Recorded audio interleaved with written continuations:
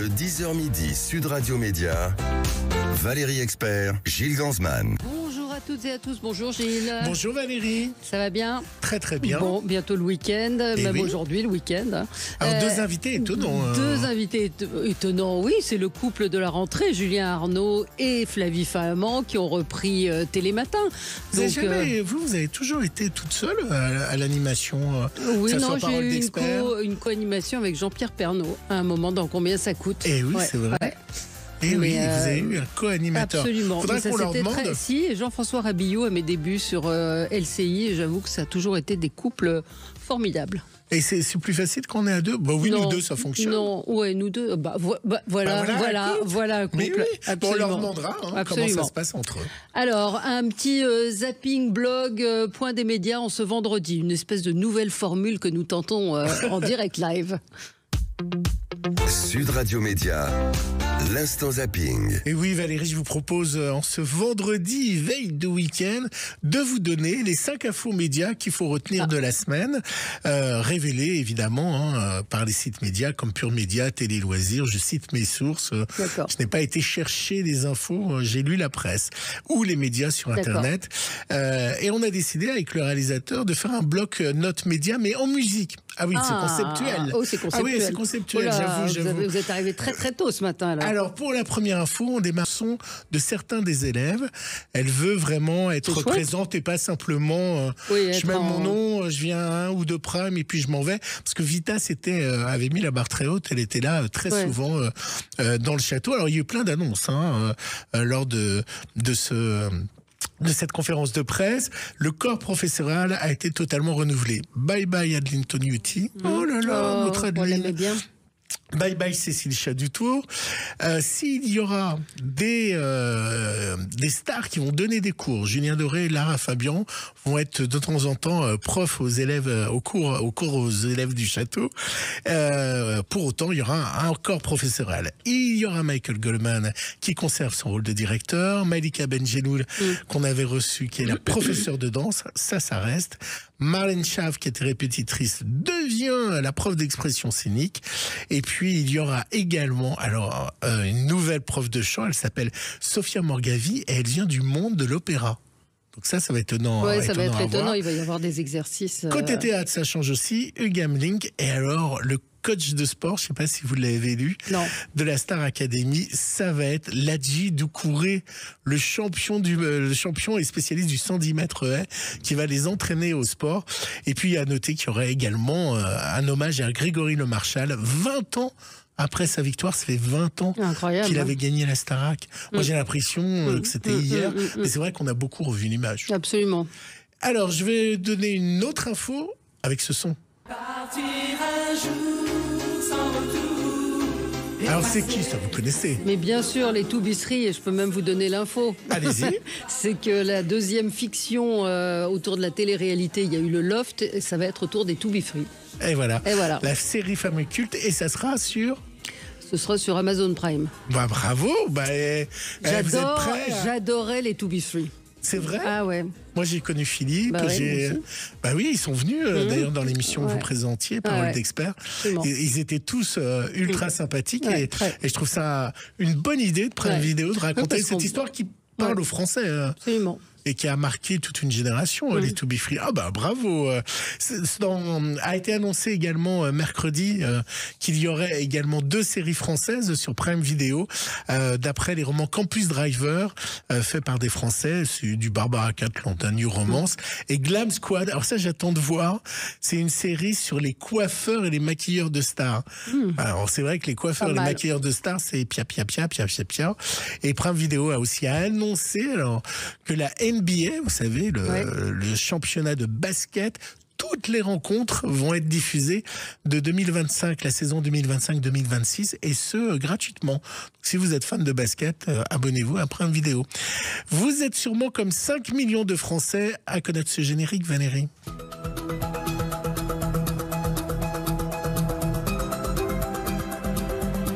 Je savais que je vous piégerais. Vous reconnaissez pas le générique, mais vous aimez pas cette série. Alors que c'est un carton, 5 millions, je vous ai dit, ça doit vous aider. Ah bon, elle a été diffusée hier sur TF1. C'est HPI, mais oui. Alors pourquoi je vous passe ce générique? Parce que le remake américain de la série est un véritable carton. Ça s'appelle High Potential. Ça a conquis les Américains. Plus de 11 millions de téléspectateurs. Alors à la fois sur la chaîne NBC, où ils ont fait 3,5 millions d'audience, et les plateformes Hulu et Disney+, ça cartonne sur les plateformes. La série a été lancée le 17 septembre aux États-Unis. Donc un début prometteur. Et je pense qu'ils vont continuer. Vous n'avez pas reconnu, avec Potentiel. Non. Elle se prépare, Valérie Labougre. On va bientôt la ressortir de son hibernation. C'est Maria Carey.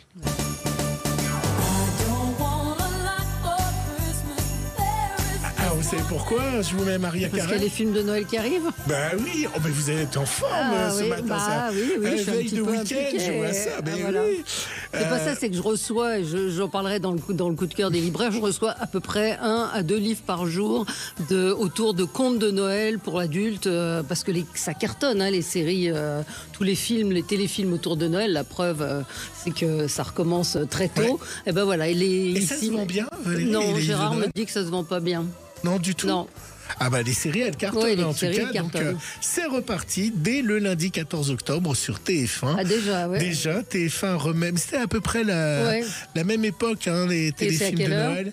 C'est à 14h30. Mais ça j'aime bien. Et voilà, vous pouvez sortir vos guimauves, le chocolat chaud et la cannelle, avec le premier téléfilm que va diffuser TF1 qui s'appelle Mon conte de fées de Noël. Oh là là, ça sent la séparation, les retrouvailles. Voilà. Mais ça, vous aimez, vous mettez la neige, les sapins. Ouais, moi j'aime bien. Je ne regarde pas, mais j'aime bien. Et pour cette fois-ci, vous devriez connaître ce générique, c'est mon deuxième générique.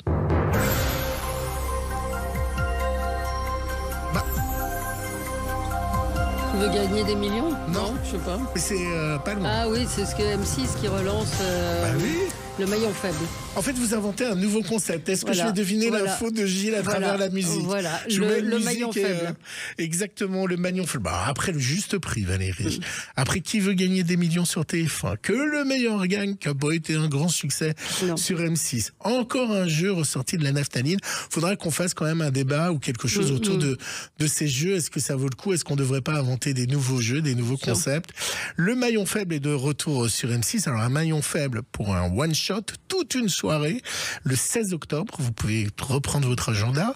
Alors, non pas avec Laurence Boccolini, mais avec Vincent De Dienne, qui avait été une fois annoncé, puis annulé, puis quand même, il y va quand même. Dans cette édition, il y aura 2 émissions avec des personnalités qui verront s'affronter Florence Foresti, Camille Combal, Bernard Campan, Clémentine Sélarnier, Bertrand Iscla. Et en deuxième partie de soirée, je peux vous dire déjà que ça va être une plantade, mais bon. Ah, peut-être. Vous pourrez suivre les moments les plus mémorables du jeu avec des images d'archives et les fameux perles des candidats, mais aussi les versions internationales. Et je pense comme vous, parce que ce qui est drôle, c'est d'avoir des gens pas très malins. Bien sûr. Et donc, ou pas malins, ou qui font des, qui font des bourdes. Voilà, c'est où t'as inventé le chewing-gum, Hollywood. On a tous vu ça, on a tous. Là, je suis pas sûr qu'ils fassent passer les vedettes. Et dans les infomédias, c'est quand même l'énorme déception pour le Golden Bachelor qui a fait avant-hier 5% de part de marché. Battu par Rambo, battu par d'autres chaînes de la TNT. C'est cata, grosse cata. Et puis, on peut aussi en infomédia dire que le Conseil d'État a décidé de prendre du temps par rapport à Énergie, à C8 qui ont fait un recours au Conseil d'État. Ils l'avaient fait en référé, ça veut dire une réponse immédiate. Ils ont dit que le référé n'était pas justifié et qu'ils donneraient leur décision courant décembre. D'accord. Courant novembre-décembre. Ça aussi, c'était une infomédia. Vous voyez, il y avait pas mal de choses. Mais on fera ça le vendredi régulièrement. Et on se retrouve dans un instant avec le duo de choc de France 2, Télématin, avec un nouveau couple, Flavie Flamand et Julien Arnaud. Ils sont avec nous dans un instant. Sud Radio Média, Les invités du jour. Les invités du jour, ils sont deux. C'est un couple, Flavie Flamand, Julien Arnaud. Bonjour. Bonjour à vous deux. Un autre Bonjour. couple. Un autre couple. Mais oui, absolument.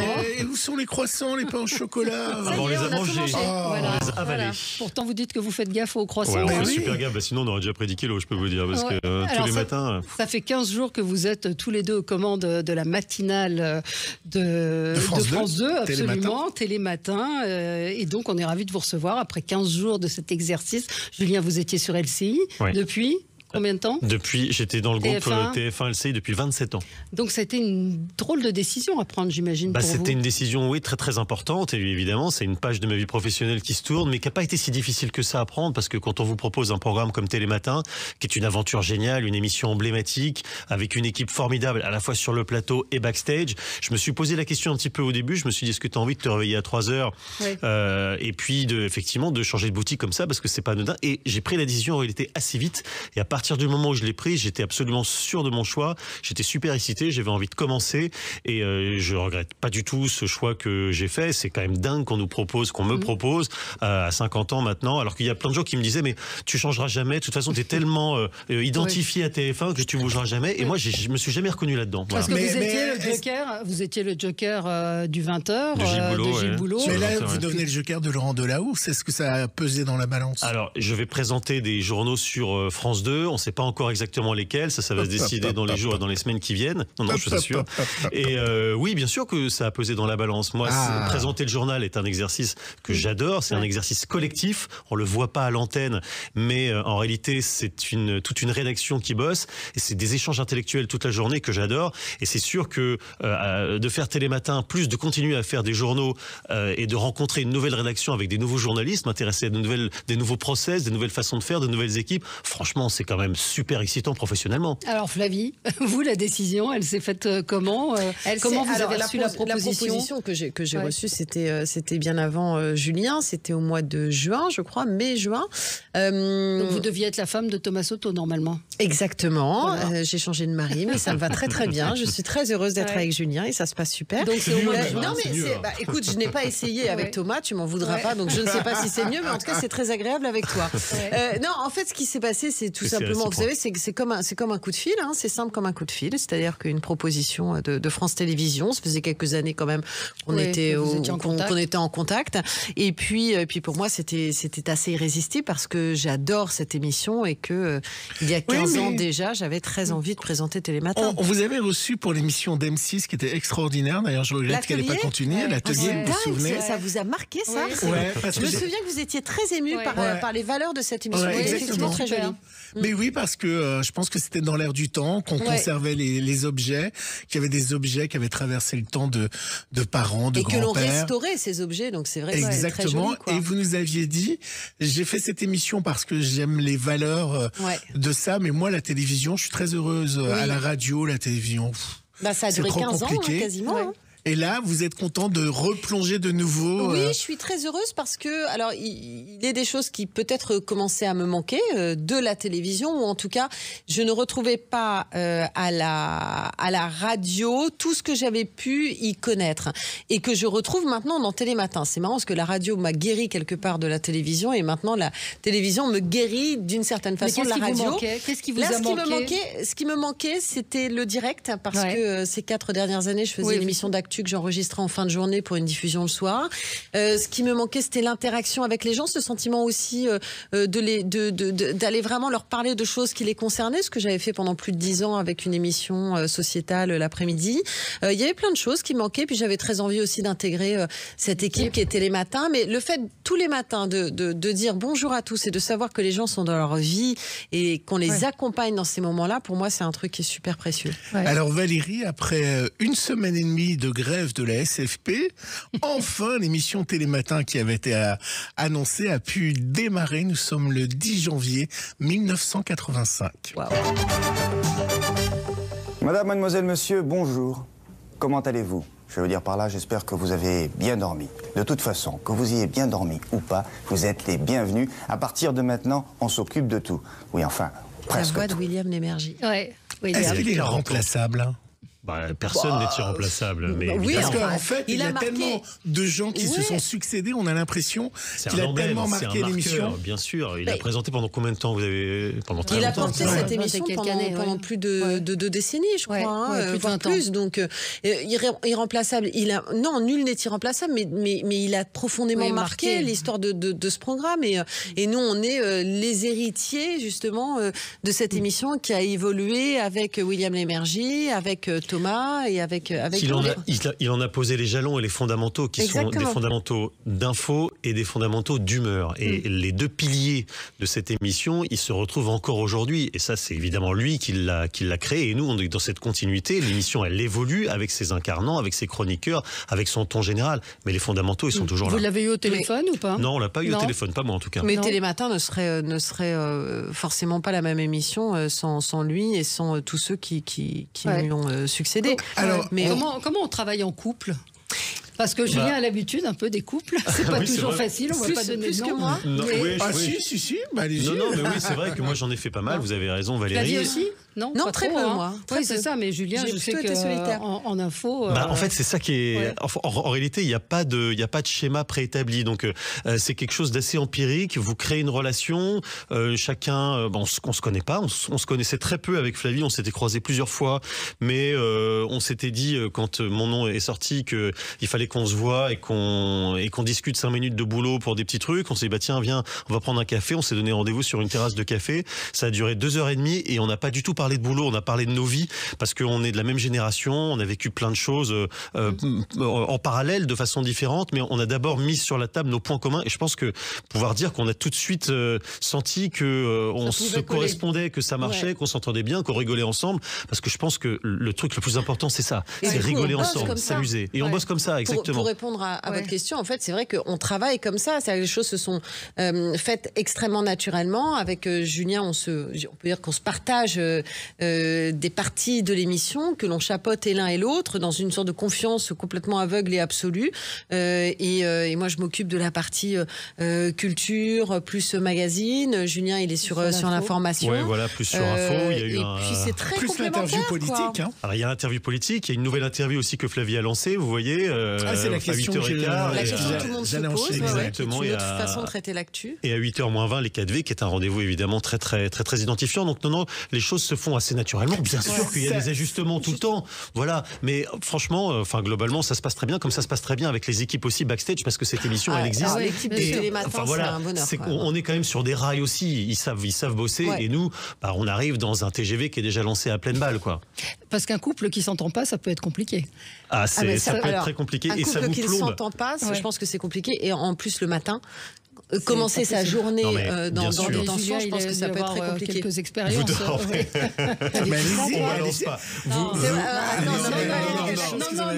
Non, mais c'est par rapport à l'info, par rapport à des couples, pas forcément vous, mais on a connu des couples qui ne s'entendaient pas, c'est très compliqué. Où ils comptaient les mots chacun. Ce qui est particulièrement difficile pour le matin, c'est que vous dormez très peu, vous êtes comme... En fait, quand vous vous retrouvez, il y a une espèce d'énergie collective. Voilà. Tout le monde en bave un petit peu, mais ému par la même énergie. Donc si en plus, effectivement, vous arrivez avec des semelles de plomb et que vous n'avez pas envie de voir votre voisin de bureau et que sur le plateau, vous faites la gueule pendant 3 heures, vous savez quoi, je pars en courant. Je pars en courant. Donc c'est pas du tout le cas. Franchement, je pense pouvoir dire qu'on a du plaisir à se retrouver le matin et en plus, on passe vraiment beaucoup de temps ensemble. Même ici, vous voyez. Donc même le vendredi, on vient et on se retrouve. Vous connaissant tous les deux, je pense que ça peut coller effectivement. Mais c'est ce que tout le monde nous a dit. Enfin, moi, en tout cas, c'est ce que tout le monde m'a dit. Et quand on s'est vu la première fois, on s'est dit, bon alors attends, les amis de nos amis étant nos amis, de toute façon ça devrait très bien se passer. C'est tout à fait juste. Fini le théâtre, le cinéma, les soirées. C'est plus dur. Les boîtes de nuit, tout ça. Alors moi, j'adore avoir Pour nos auditeurs, vous vous couchez à quelle heure? 20h30, 21h, toi un peu plus tard, je crois. Ouais, 21h30 à peu près. Mais c'est pas, honnêtement, on est un peu décalé, mais ça va. Alors attends, c'est un renoncement qui, d'abord, il nous reste quelques jours de la semaine, et puis c'est un renoncement qui concerne tous les matinaliers de France. Enfin, c'est pas non plus. Réveil à quelle heure? Ce que je veux dire. Moi, j'ai eu 50 ans maintenant. 4h moins le quart, 3h30, 4h moins le quart. Mais c'est vrai que les matinaliers, globalement, ont commencé plus jeunes, souvent, et on aime ça et ont pris cette habitude. Je pense à Patrick Roger, notre patron, qui l'a fait pendant des années. Mais je ou comprends. à Jean-François Rabillou ou à Yves Calvi. Donc mais je comprends qu'ils aient aimé ça parce que c'est une vie un petit peu différente, à contre-courant. C'est une vie un petit peu différente et qui permet d'avoir. Là, par exemple, tu vois, quelle heure est-il là ? Ah oui, midi 20. On est réveillé depuis 3h30, quoi. Et moi, j'ai l'impression d'avoir déjà une journée.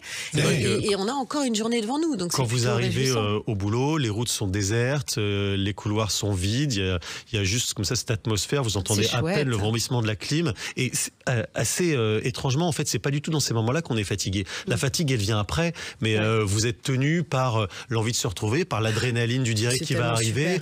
Vous prenez les journaux, vous êtes déjà dedans, donc ça vous tient. Il y a une excitation et en fait, à travailler la nuit, en fait. Oui, un petit peu, oui, c'est vrai. Oui, il y a une excitation à travailler la nuit. Et surtout à donner le ton de la journée. Alors voilà, à travailler la nuit et puis effectivement à donner ce tempo, cette couleur et à s'adresser aux gens dans un moment aussi important que le début de leur journée.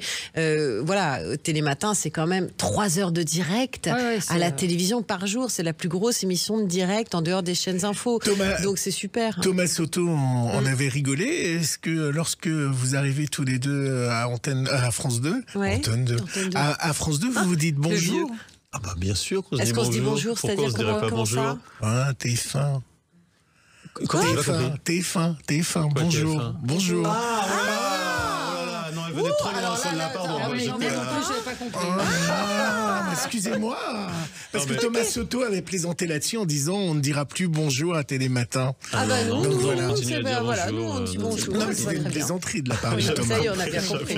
Bonjour, c'est une émission qui est sur TF1, Valérie, le matin. Est-ce que vous les regardez? Alors, moi, il m'a envoyé un message très très gentil, comme mon nom est sorti. Il m'a envoyé un super message en me souhaitant bonne chance et tout. Oui, bien sûr, c'était très très sympa. Et j'ai eu un long message de Thomas Soto aussi, je tiens à le dire. Oui, pareil. Moi, Thomas, je l'ai eu au téléphone. Le monde merveilleux de la télévision. Mais il y a pas aussi si des gens bien, oui. Alors, je pense qu'il y a des gens bien. Le monde merveilleux de la télé, je ne sais pas, mais effectivement, il est des gens bien, des gens qui ont des valeurs, et puis surtout, alors pardon, mais avec le temps et l'âge qu'on a, plein de choses, je trouve que on se. Plus sérieusement, la différence entre Bonjour et Télématin, qu'est-ce qu'on y retrouve? On va peut-être marquer une pause et en reparler. On va marquer une pause et puis on va parler du contenu de Télématin. À tout de suite.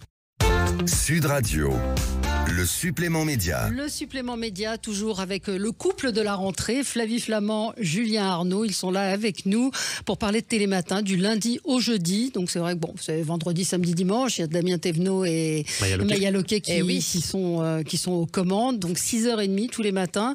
Gilles, vous vouliez poser une question sur le contenu? Évidemment, la donne qui a changé, c'est-à-dire que Télématin est leader et est toujours leader sur France 2, mais la donne qui a changé, c'est TF1 qui s'est lancé dans le combat de la matinale avec Bruce Toussaint et je voulais savoir un peu ce qui différencie Télématin par rapport d'autres matinales, par rapport à Bonjour. Comment vous vous positionnez? Tu connais Bonjour, toi, Julien? Oui, il se trouve que j'étais encore à TF1 quand le programme s'est lancé, donc j'ai un peu assisté au moment où l'émission a été portée sur les fonds baptismaux.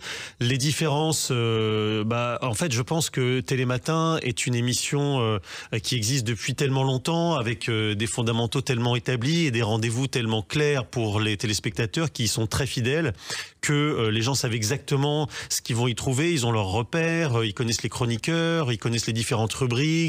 Mais à l'inverse, Bonjour peut être l'attrait de la nouveauté. Oui, bien sûr. Moi, je pense qu'il y a largement la place pour les deux programmes, de toute façon. Comme pour les JT, comme pour les 20h. Ça se cannibalise pas, franchement. Télématin reste extrêmement puissant, a assez peu souffert de l'arrivée de Bonjour. Et Bonjour a une vraie existence propre. Donc moi, je pense que vraiment, les deux peuvent cohabiter sans aucun problème. Et voilà, c'est la concurrence. Qu'est-ce que vous voulez? Voilà, c'est des chaînes qui se challengent. Et c'est stimulant, bien sûr. Comment vous allez mettre votre patte, justement, au-delà de vos tempéraments, de votre manière d'animer? Mais oui, il y a l'interview de Flavie. Mettre sa patte, oui, mais je pense que franchement, en fait, notre métier, c'est de porter des programmes et là, et de savoir aussi trouver notre place dans un système qui fonctionne très bien. Oui, c'est ce que disait Julien. Télématin, c'est une émission qui existe depuis 40 ans. Il y a une équipe qui tourne qui est formidable. Il y a des points de repère. Les téléspectateurs ont leurs points de repère, savent ce qu'ils attendent à quelle heure. Et nous, l'idée, quand on a fait appel à nous, ça n'est pas de révolutionner le programme, mais c'est de l'accompagner et de le porter. Donc, on y apporte ce que l'on est. J'aime toujours dire que Télématin, c'est une émission qui se vit pas simplement qui se présente, mais qui se vit. Et on n'a pas d'autre choix d'ailleurs à cette heure-ci, véritablement, que de la vivre.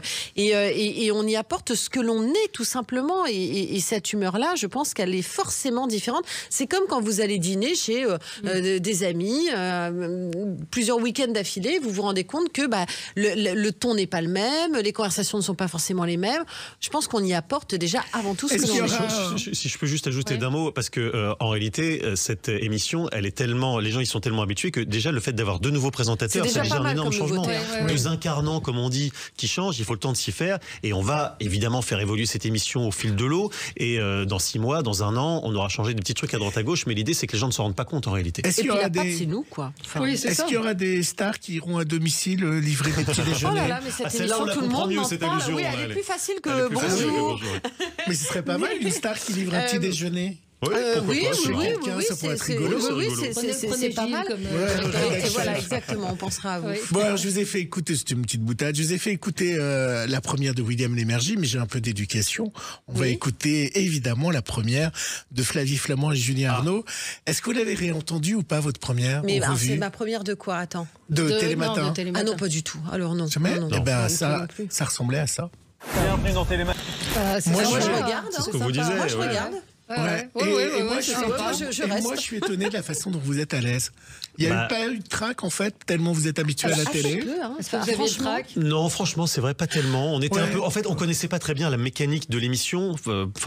Parce que quand on est en tant que téléspectateur, c'est différent que quand on présente. Et donc, c'était plus ça. On savait pas trop, tout simplement, ce qui arrive après. Donc, on était peut-être un peu le nez dans les fiches pour être sûr de la suite, pour pas tomber complètement à côté. Mais à part ça, non, il n'y a pas de trac. Non, mais parce que c'est un plateau. Alors, c'est fou. C'est le plateau de Télématin, c'est un plateau que tout le monde connaît.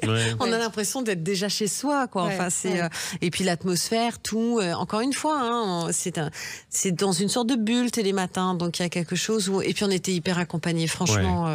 Il y a énormément de sourires le matin, je vous assure. Agréable. Tout le monde à la banane, c'est très bienveillant, tout le monde est gentil, je peux pas le dire autrement. Mais et du coup, il y a un mimétisme, quoi, et donc on a envie de faire partie de la famille. Comment est-ce que TF1 a pris votre départ quand vous leur avez dit? Non, avec beaucoup d'élégance, je dois dire. Thierry Tuillier a eu des mots très sympathique et très agréable à mon égard. Il m'a souhaité bon vent, il l'a même dit publiquement, je le remercie ici parce que voilà, moi j'ai eu une relation très forte avec ce groupe. Effectivement, j'ai plein d'amis là-bas. J'ai voulu assurer jusqu'au bout tout ce que j'avais à y faire et non, ils l'ont bien pris. Ils me disent voilà, c'est une opportunité, tu l'as saisie, c'est comme ça. En gros, le maître mot c'était on regrette ton départ, mais on peut le comprendre, voilà. Et ça s'est passé exactement dans cet état d'esprit-là. Comment vous avez gardé le secret? Parce que tout le monde est tombé des nues, quand même. Ouais, alors franchement, ça a été. Ça a été rapide ou pas? Ça a été très rapide. Ça a duré une dizaine de jours maximum. C'était vraiment une blitzkrieg, si j'ose dire. Et donc, c'est ce qui a permis de garder un petit peu le secret. Il y avait très peu de gens qui étaient dans la confidence. En plus, c'était en plein été, en plein mois d'août. Le tout Paris était soit parti en vacances, soit aux Jeux Olympiques. Donc, personne n'avait le nez trop sur ces dossiers-là. Et donc, c'est ce qui a permis d'avancer de façon assez discrète. Les dirigeants de TF1 l'ont su un petit peu avant l'annonce, mais j'avais encore quelques journaux à faire. Moi, c'était très important pour moi de rester complètement concentré sur les journaux de TF1 que je devais faire. Donc, on s'est mis d'accord entre TF1 et France 2 pour ne pas dévoiler l'information, pour que chacun reste focus sur ses attributions.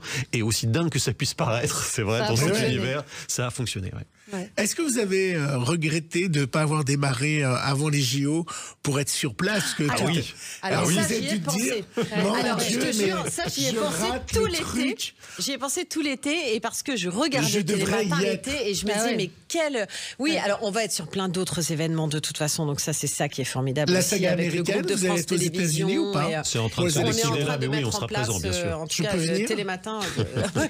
Mais c'est vrai que, évidemment, cet été, c'était super de le faire, mais les équipes l'ont super bien fait, et il y a un programme à venir qui, de toute façon, est génial pour l'émission. Mais donc, sortir l'émission à l'extérieur, ça se fait régulièrement, comme l'a décidé le patron de l'info, est-ce que c'est des envies que vous avez, c'est comme aller aux États-Unis? Bien sûr, c'est ce qui va se produire. Moi, c'est vraiment l'un des arguments qui m'a convaincu. J'en avais très très envie.